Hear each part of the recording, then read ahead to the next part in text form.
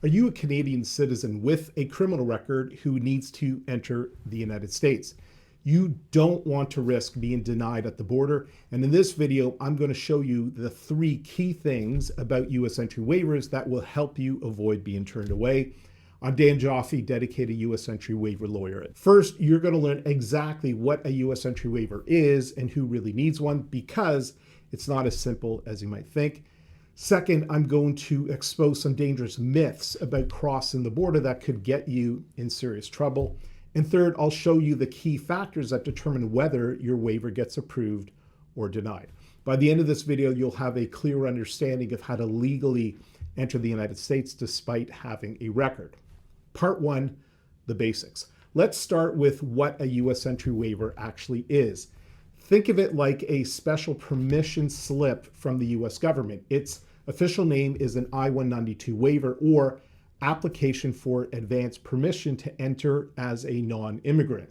Now, who actually needs this waiver? The United States can deny entry for a number of reasons, including health concerns, security issues, immigration violations, and criminality. Today, we're focused on criminal records. Here's what most people don't realize. Not every criminal record will ban you from the United States, but if your charges fall under what's called a crime involving moral turpitude, you have a lifelong ban from entering the United States. This ban never goes away on its own, and a U.S. entry waiver is your only legal pathway to travel. And here's something even more important. Even if you've crossed the border successfully in the past with a record, that doesn't mean you're in the clear. U.S. Customs and Border Protection officers have discretion, and what worked yesterday might not work tomorrow. Without a waiver, you're gambling with your travel plans every single time. Part 2, common misconceptions. This brings us to the dangerous myths that could get you into trouble. Let me share some real stories I've seen in my practice. Just recently, I helped a client who thought his 30-year-old small possession charge wouldn't matter anymore. He was wrong. He got turned away at the border and missed his family vacation in Florida. Here are the most dangerous myths that I see. Myth number 1, minor offenses don't count. That's wrong. Even an assault charge from a bar fight 15 years ago could make you inadmissible if it's considered a crime involving moral turpitude. Myth number 2, if I got in the United States before, I'll get in again. This is probably the most dangerous myth I see. Border systems are constantly updating, and what wasn't flagged last time could pop up on your next trip. Myth number 3, I was pardoned in Canada, so I'm good to go.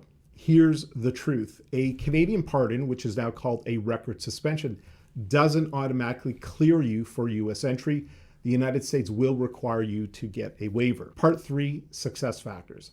Now let's talk about what actually determines whether your waiver gets approved. There are 5 key factors that make or break your U.S. entry waiver application. 1, time since conviction. The more time that's passed, the better. But here's what's interesting. It's not just about waiting. You need to show what you've done during that time to become a better person. 2, evidence of rehabilitation. This is huge. The U.S. government wants to see that you've changed. Have you completed counseling, volunteered in your community, maintained steady employment? These details matter. 3, purpose of travel. Having a legitimate reason for U.S. travel can significantly impact your approval. Business purposes, family connections, or property ownership can all strengthen your case. 4, criminal history pattern. A single incident looks very different from multiple convictions. But here's what's fascinating. Sometimes a pattern of minor offenses can be worse than a single serious offense. 5, document quality. This might seem obvious, but you'd be amazed how many applications get denied because of poor documentation. Every single detail needs to be perfect. If you need help figuring out if you need a waiver, schedule a free confidential phone call with me. The link to book the call is in the description of this video. Thanks for watching.